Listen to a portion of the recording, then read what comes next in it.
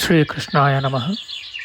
ವಸುದೇವಸುತಂ ದೇವಂ ಕಂಸಚಾಣೂರಮರ್ದನಂ ದೇವಕೀ ಪರಮಾನಂದಂ ಕೃಷ್ಣಂ ವಂದೇ ಜಗದ್ಗುರುಂ.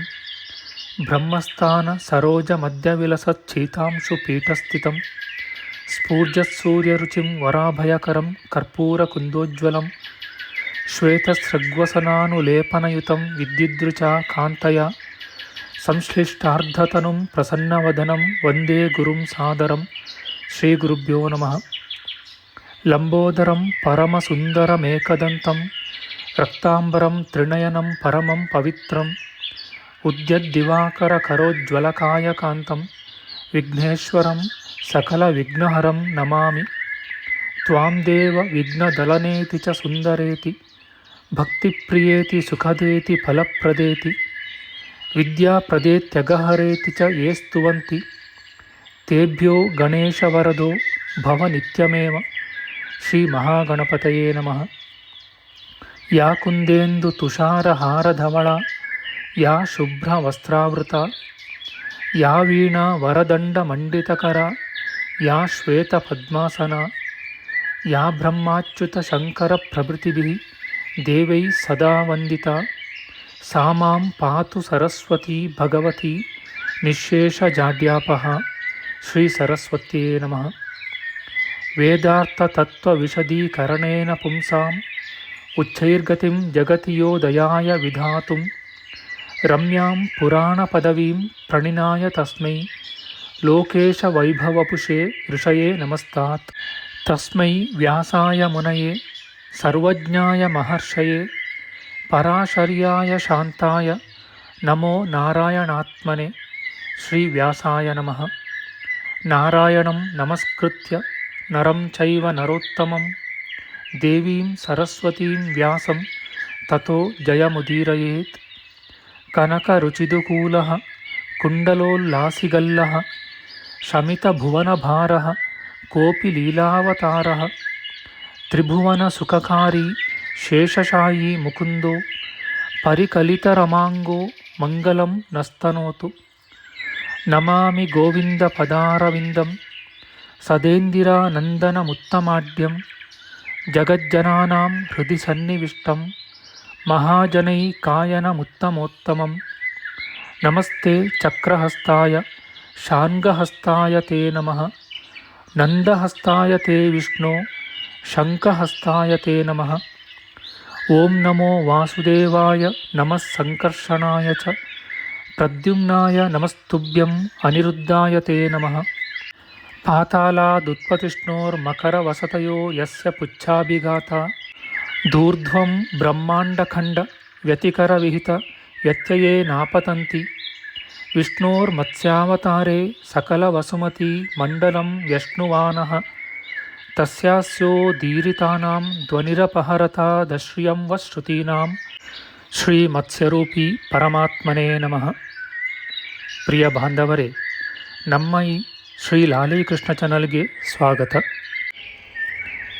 ಇಂದಿನ ವಿಡಿಯೋದಲ್ಲಿ ನಾವು ಶ್ರೀಮನ್ ಮತ್ಸ್ಯ ಮಹಾಪುರಾಣದ 237 ಹಾಗೂ 238ನೆಯ ಅಧ್ಯಾಯಗಳಾದ ರಾಜಧರ್ಮ, ಮೃಗ ಪಕ್ಷಿ ವೈಕೃತ್ಯ, ಮೃಗ ಪಕ್ಷಿಗಳ ವರ್ತನದಿಂದ ಉಂಟಾಗುವ ಉತ್ಪಾತಗಳು, ಉತ್ಪಾತ ಪ್ರಶಮನ, ಇತರ ವಿಧವಾದ ಉತ್ಪಾತಗಳ ಲಕ್ಷಣ, ಅವುಗಳ ಶಾಂತಿಯ ವಿಚಾರ ಮಾಡೋಣ. ಶ್ರೀಕೃಷ್ಣಾಯ ನಮಃ. ಗರ್ಗಮುನಿಯು ಹೇಳುತ್ತಾರೆ, ಅರಣ್ಯದ ಮೃಗ ಪಕ್ಷಿಗಳು ಊರೊಳಗೆ ನುಗ್ಗುವವು, ಊರಿನವು ಕಾಡಿಗೆ ಹೋಗುವವು, ನೀರಿನ ಜಂತುಗಳು ನೆಲಕ್ಕೂ, ನೆಲದ ಪ್ರಾಣಿಗಳು ನೀರಿಗೂ ಪ್ರವೇಶಿಸುವವು. ಅಷ್ಟೇ ಅಲ್ಲ, ಅವು ಭಯವಿಲ್ಲದೆ ಘೋರವಾಗಿ ಕೂಗುವವು. ಅರಮನೆಯ ಬಾಗಿಲಲ್ಲೂ ಊರ ಬಾಗಿಲಲ್ಲೂ ನರಿಯು ಗೋಳಿಡುವುದು. ರಾತ್ರಿಯಲ್ಲಿ ಸಂಚರಿಸುವ ಮೃಗ ಪಕ್ಷಿಗಳು ಹಗಲಿನಲ್ಲಿ ಸಂಚರಿಸತಕ್ಕವು ರಾತ್ರಿಯಲ್ಲೂ ಸುಳಿದಾಡುವವು. ಗ್ರಾಮದ ಜಂತುಗಳು ಗ್ರಾಮವನ್ನು ಬಿಟ್ಟು ಹೋಗುವವು. ಹೀಗಾದರೆ ಎಲ್ಲವೂ ಶೂನ್ಯವಾಗುವವೆಂದು ತಿಳಿಯಬೇಕು. ಸಂಧ್ಯಾಕಾಲಗಳಲ್ಲಿ ಗುಳ್ಳೆ ನರಿಗಳು ಬಾಯಲ್ಲಿ ಉರಿಗೊಳ್ಳಿ ಉರಿಯುತ್ತಿರಲು ಗುಂಡಾಗಿ ಗುಂಪು ಕಟ್ಟಿಕೊಂಡು ನಿಂತು ಭಯಂಕರವಾಗಿ ಕೂಗುತ್ತವೆ. ಆಗಲೂ ಇದೇ ಫಲವು ಉಂಟಾಗುತ್ತದೆ. ಸಂಜೆಯಲ್ಲಿ ಕೋಳಿ ಕೂಗುವುದು ಅಥವಾ ಹೇಮಂತ ಋತುವಿನಲ್ಲಿ ಕೋಗಿಲೆ ಹಾಡುವುದು, ಸೂರ್ಯನು ಹುಟ್ಟುವಾಗ ಅವನಿಗೆದುರಾಗಿ ನರಿ ಗೋಳಿಡುವುದು, ಈ ಚಿಹ್ನೆಗಳು ತೋರಿ ಬಂದರೆ ದೇಶಕ್ಕೆ ಭಯವೆಂದು ಹೇಳಬೇಕು.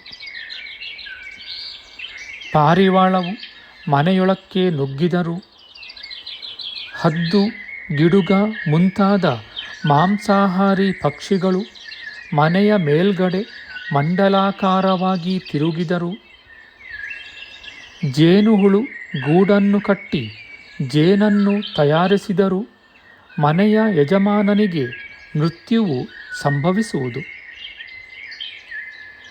ಕೋಟೆಯ ಬಾಗಿಲು, ಮನೆಯ ಹೊರಬಾಗಿಲು, ಪೇಟೆಯ ಬೀದಿ, ಧ್ವಜ, ಛತ್ರ, ಆಯುಧ ಮುಂತಾದವುಗಳ ಮೇಲೆ ಹದ್ದು ಅಥವಾ ಗಿಡುಗನು ಕುಳಿತುಕೊಳ್ಳಲಿ, ಹುತ್ತಗಳು ಹುಟ್ಟಿಕೊಳ್ಳಲಿ, ಜೇನುಗೂಡಿನಿಂದ ಜೇನು ಸೋರುತ್ತಿರಲಿ, ಆ ದೇಶವು ನಾಶವಾಗುವುದು. ಇಲ್ಲವೇ ರಾಜನಾದರೂ ಸಾಯುತ್ತಾನೆ. ಇಲಿಗಳು ಮಿಡತೆಗಳು ಪ್ರಬಲವಾದುದನ್ನು ಕಂಡರೆ ದೇಶದಲ್ಲಿ ಹಸಿವಿನ ಬಾಧೆ ಹೆಚ್ಚಾಗುವುದೆಂದು ತಿಳಿಯಬೇಕು. ಕಟ್ಟಿಗೆ, ಉರಿಗೊಳ್ಳಿ, ಮೂಳೆ ಮತ್ತು ಕೊಂಬುಗಳನ್ನು ಕಚ್ಚಿಕೊಂಡು ನಾಯಿಗಳು ಓಡಾಡಿದರೆ ಪ್ರಜೆಗಳಿಗೆ ಮರಣ ಭಯವೆಂದು ಸೂಚಿತವಾಗುವುದು. ಕಾಗೆಗಳು ಬಾಯಿಯಲ್ಲಿ ಧಾನ್ಯವನ್ನು ಕಚ್ಚಿಕೊಂಡು ಓಡಾಡಿದರೆ ದುರ್ಭಿಕ್ಷ ಬರುವುದೆಂದು, ಅವು ಭೀತಿಯಿಲ್ಲದೆ ಜನರನ್ನು ಅಲಕ್ಷ್ಯವಾಗಿ ಕಂಡರೆ ಯುದ್ಧ ಒದಗುವುದೆಂದು ತಿಳಿಯಬೇಕು. ಬಿಳಿಯ ಕಾಗೆ ಮೈಥುನ ಕ್ರಿಯೆಯಲ್ಲಿರುವುದು ಗೋಚರವಾದರೆ ರಾಜನು ಸಾಯುತ್ತಾನೆ ಅಥವಾ ಆ ದೇಶವು ಹಾಳಾಗುತ್ತದೆ. ಅರಮನೆಯ ಮುಂದೆಯೋ ಬೇರೆ ಮನೆಯ ಮೇಲೆಯೋ ಕುಳಿತು ಗೂಬೆ ಕೂಗಿದರೆ ಮನೆಯ ಯಜಮಾನನಿಗೆ ಮರಣ ಒದಗುವುದೆಂದು, ಧನವು ನಷ್ಟವಾಗುವುದೆಂದು ತಿಳಿಯಬೇಕು. ಈ ಹಿಂದೆ ಹೇಳಿದಂತೆ ಮೃಗಗಳು, ಪಕ್ಷಿಗಳು ಅನಿಷ್ಟ ಸೂಚಕವಾದ ರೀತಿಯಲ್ಲಿ ವರ್ತಿಸಿದರೆ ಹೋಮವನ್ನು ಮಾಡಿ ದಕ್ಷಿಣೆಯನ್ನು ಕೊಡಬೇಕು. 5 ಬ್ರಾಹ್ಮಣರು ದೇವಾಹ ಕಪೋತ ಎಂಬ ಮಂತ್ರವನ್ನು ಜಪಿಸಬೇಕು. ಬ್ರಾಹ್ಮಣರಿಗೆ ಸುವರ್ಣ ದಾನವನ್ನು, ವಸ್ತ್ರಯುಗ್ಮ ದಾನವನ್ನು, ಗೋದಾನವನ್ನು ಕೊಡಬೇಕು. ಹೀಗೆ ಮಾಡಿದರೆ ಮೃಗ ಪಕ್ಷಿಗಳಿಂದ ಸೂಚಿತವಾದ ಅನಿಷ್ಟವು ಪರಿಹಾರವಾಗುವುದು. ಇತಿ ಶ್ರೀ ಮಾತ್ಸ್ಯೆ ಮಹಾಪುರಾಣೆ ಅದ್ಭುತಶಾಂತೌ ಮೃಗ ಪಕ್ಷಿ ವೈಕೃತ್ಯಂ ನಾಮ 37+200 ಶ್ರೀಕೃಷ್ಣಾರ್ಪಣಮಸ್ತು. ಅಥ 38+200 ಗರ್ಗಮುನಿಯು ಹೇಳುತ್ತಾರೆ, ದೃಢವಾಗಿರುವ ಅರಮನೆ, ಹೆಬ್ಬಾಗಿಲು, ಅಟ್ಟಳೆ, ಬಾಗಿಲು, ಕೋಟೆ, ಮನೆ ಇವು ಕಾರಣವಿಲ್ಲದೆ ಕುಸಿದು ಬಿದ್ದರೆ ಅರಸನಿಗೆ ಮೃತ್ಯುವೆಂದು ತಿಳಿಯಬೇಕು. ಧೂಳಿನಿಂದ ಅಥವಾ ಹೊಗೆಯಿಂದ ದಿಕ್ಕುಗಳು ತುಂಬುವುದು, ಚಂದ್ರ, ಸೂರ್ಯ ಮತ್ತು ನಕ್ಷತ್ರಗಳು ಕಾಂತಿಹೀನವಾಗುವುದು, ಇವು ಮಹಾಭೀತಿಯ ಸೂಚನೆಗಳು. ರಾಕ್ಷಸರು ಕಣ್ಣಿಗೆ ಕಾಣಿಸಿಕೊಳ್ಳುವುದು, ಬ್ರಾಹ್ಮಣರು ಅನ್ಯ ಧರ್ಮವನ್ನು ಆಚರಿಸುವುದು, ಋತುಧರ್ಮಗಳಲ್ಲಿ ವ್ಯತ್ಯಾಸವೇರ್ಪಡುವುದು, ಅಪೂಜ್ಯನಿಗೆ ಜನರು ಗೌರವವನ್ನು ಕೊಡುವುದು, ನಕ್ಷತ್ರಗಳು ಅತಿ ವಿರಳವಾಗಿ ಕಾಣಿಸುವುದು ಇವೆಲ್ಲವೂ ಮಹಾಭೀತಿಯ ಲಕ್ಷಣಗಳು. ಧೂಮಕೇತು ಮೂಡುವುದು, ಚಂದ್ರ ಸೂರ್ಯರ ಗ್ರಹಣವಾಗುವುದು, ಅವರ ಬಿಂಬದಲ್ಲಿ ರಂಧ್ರವು ಗೋಚರಿಸುವುದು ಇವೂ ಸಹ ಭಯದ ಸೂಚನೆಗಳು. ಈ ಮುಂದೆ ಹೇಳುವ ಲಕ್ಷಣಗಳು ಕಾಣಬರುವ ದೇಶದಲ್ಲಿ ಅರಸನು ಸಾಯುತ್ತಾನೆ, ಇಲ್ಲವೇ ಆ ದೇಶವೇ ಹಾಳಾಗುವುದು. ಹೆಂಗಸರು ಕಾದಾಡುತ್ತಾರೆ, ಮಕ್ಕಳು ಒಬ್ಬರನ್ನೊಬ್ಬರು ಹೊಡೆಯುತ್ತಾರೆ, ಉಚಿತವಾದ ಕಾರ್ಯಗಳು ನಿಂತು ಹೋಗುತ್ತವೆ, ಶಾಂತಿ ಕರ್ಮಗಳಲ್ಲಿ ಹೋಮ ಮಾಡುತ್ತಿರುವಾಗ ಅಗ್ನಿಯು ಜ್ವಲಿಸುವುದಿಲ್ಲ, ಇರುವೆಗಳು, ಮಾಂಸಾಹಾರಿಗಳಾದ ಪ್ರಾಣಿಗಳು ಉತ್ತರ ದಿಕ್ಕಿನ ಕಡೆಗೆ ಹೋಗುವವು, ಪೂರ್ಣ ಕುಂಭಗಳಲ್ಲಿ ನೀರು ಸೋರುತ್ತದೆ, ಹೋಮಕ್ಕಾಗಿ ಇರಿಸಿದ ಹವಿಸ್ಸು ಕಳೆದು ಹೋಗುತ್ತದೆ, ಸುತ್ತಲೂ ಮಂಗಳ ಧ್ವನಿಯಾಗುತ್ತಿದ್ದರೂ ಕಿವಿಗೆ ಕೇಳಿಸುವುದಿಲ್ಲ, ಕೆಮ್ಮಲಿನ ಬಾಧೆ ಹೆಚ್ಚುತ್ತದೆ, ಕಾರಣವಿಲ್ಲದೆ ಜನರು ನಗುತ್ತಾರೆ ಮತ್ತು ಕೂಗುತ್ತಾರೆ, ದೇವ ಬ್ರಾಹ್ಮಣರಲ್ಲಿ ಉಚಿತ ರೀತಿಯಿಂದ ನಡೆಯುವುದಿಲ್ಲ, ಕಿವಿಗೆ ಅಷ್ಟೊಂದು ಇಂಪಾಗಿಲ್ಲದ ವಾದ್ಯಗಳನ್ನು ವಿಶೇಷವಾಗಿ ಭಾಜಿಸುತ್ತಾರೆ, ಜನರು ಗುರುಗಳನ್ನು ಸ್ನೇಹಿತರನ್ನು ದ್ವೇಷಿಸುತ್ತಾರೆ, ಶತ್ರು ಪಕ್ಷದವರಿಗೆ ಗೌರವವನ್ನು ಕೊಡುತ್ತಾರೆ, ಬ್ರಾಹ್ಮಣರನ್ನು ಮಿತ್ರರನ್ನು ಪೂಜ್ಯರನ್ನು ತಿರಸ್ಕಾರವಾಗಿ ಕಾಣುತ್ತಾರೆ, ಶಾಂತಿಗಾಗಿಯೂ ಮಂಗಳಕ್ಕಾಗಿಯೂ ಮಾಡಬೇಕಾದ ಹೋಮಗಳ ವಿಷಯದಲ್ಲಿ ನಾಸ್ತಿಕ್ಯ ಬುದ್ಧಿಯನ್ನು ತೋರಿಸುತ್ತಾರೆ, ರಾಜನಿಗೆ ಕೇಡುಗಾಲ ಬಂದಿದೆ ಎಂಬುದಕ್ಕೆ ಸೂಚನೆಯನ್ನು ಹೇಳುವೆನು ಕೇಳು.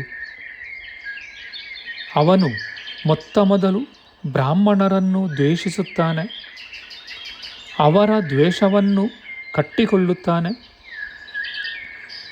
ಬ್ರಾಹ್ಮಣರ ಸ್ವತ್ತುಗಳನ್ನು ಕಿತ್ತುಕೊಳ್ಳುತ್ತಾನೆ, ಅವರನ್ನು ಹಿಂಸಿಸಲು ಇಚ್ಛಿಸುತ್ತಾನೆ,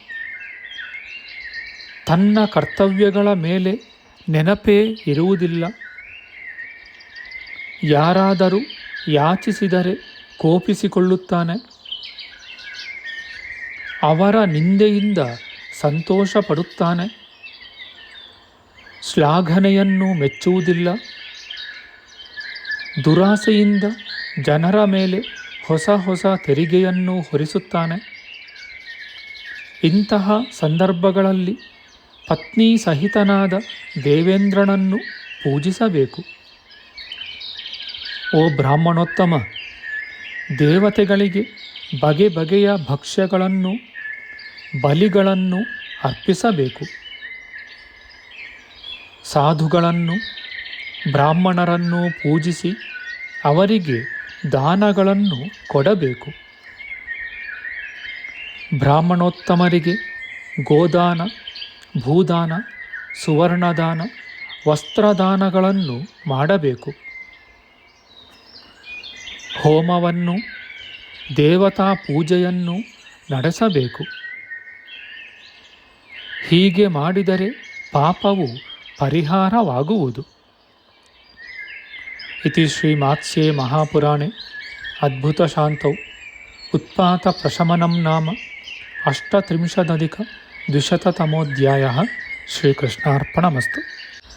ನಮ್ಮ ಮುಂದಿನ ವಿಡಿಯೋದಲ್ಲಿ ನಾವು ಶ್ರೀಮನ್ ಮತ್ಸ್ಯ ಮಹಾಪುರಾಣದ 239ನೆಯ ಅಧ್ಯಾಯವಾದ ರಾಜಧರ್ಮ ಗೃಹಯಜ್ಞ ವಿಧಾನ. ಗೃಹಯಜ್ಞ, ಲಕ್ಷ ಹೋಮ ಮತ್ತು ಕೋಟಿ ಹೋಮಗಳು, ಅವುಗಳ ಕಾಲ, ವಿಧಾನ ಮತ್ತು ಫಲಗಳ ವಿಚಾರ ಮಾಡೋಣ. ಆಧ್ಯಾತ್ಮಿಕ ಚರ್ಚೆ ಮತ್ತು ವಿಚಾರ ವಿನಿಮಯಕ್ಕಾಗಿ ಶುರು ಮಾಡಿದ ಈ ಚಾನಲ್ನಲ್ಲಿ ನಾವು ಅಪ್ಲೋಡ್ ಮಾಡುವ ಎಲ್ಲ ವಿಡಿಯೋಗಳನ್ನು ಸಂಪೂರ್ಣವಾಗಿ ನೋಡಿ ನಿಮ್ಮ ಸಲಹೆಗಳನ್ನು ಕಮೆಂಟ್ ಬಾಕ್ಸ್ನಲ್ಲಿ ಬರೆಯಿರಿ. ಈ ಚಾನಲ್ಗೆ ಸಬ್ಸ್ಕ್ರೈಬ್ ಮಾಡಿ ಹಾಗೂ ಬೆಲ್ ಬಟನ್ ಒತ್ತಿ ನಾವು ಹಾಕುವ ಎಲ್ಲ ವಿಡಿಯೋಗಳನ್ನು ನೋಡಿ ಪ್ರೋತ್ಸಾಹಿಸಿ. ಕೃಷ್ಣಂ ನಾರಾಯಣಂ ವಂದೇ, ಕೃಷ್ಣಂ ವಂದೇ ವ್ರಜಪ್ರಿಯಂ, ಕೃಷ್ಣಂ ದ್ವೈಪಾಯನಂ ವಂದೇ, ಕೃಷ್ಣಂ ವಂದೇ ಪೃಥಾಸುತಂ. ಶ್ರೀಕೃಷ್ಣಾಯ ನಮಃ.